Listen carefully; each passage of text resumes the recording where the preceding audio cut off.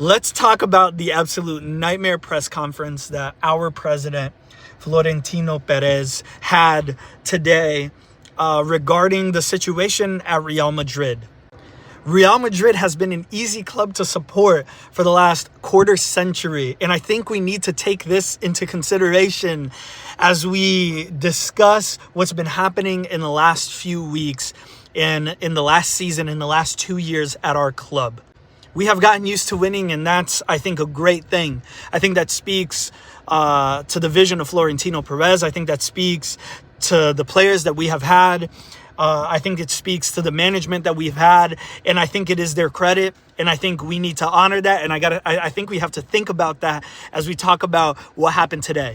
But two things can be true at the same time, and I'm not here to bash on the players. I'm not here to bash on the coaching staff. I'm not here to bash on the management of the team or the president of the team. I think we're here to be constructive. What we want to see is Real Madrid grow. And I think that's what Florentino Perez went into today's press conference thinking that he should do, but it just sounded like it was a lot of defending himself. Listen, my guy, nobody is mad at you personally.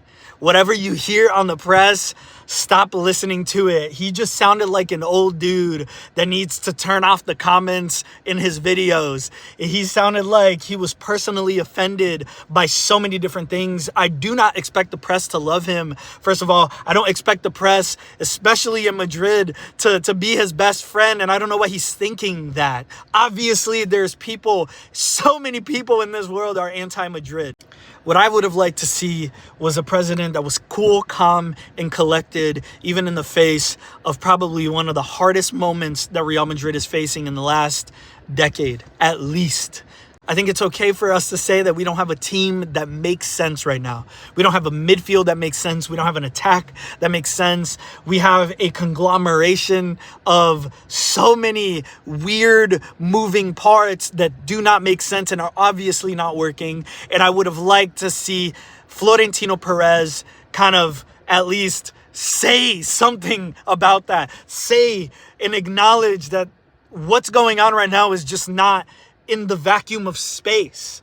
It's not because people hate the club. It's not just because the refs are terrible. It's because we suck. It's because our midfield doesn't make sense. It's because our attack doesn't make sense. It's because Vini and Mbappe do not make sense right now. They're not clicking. They're not finishing the way they should, like other teams are, like other players are.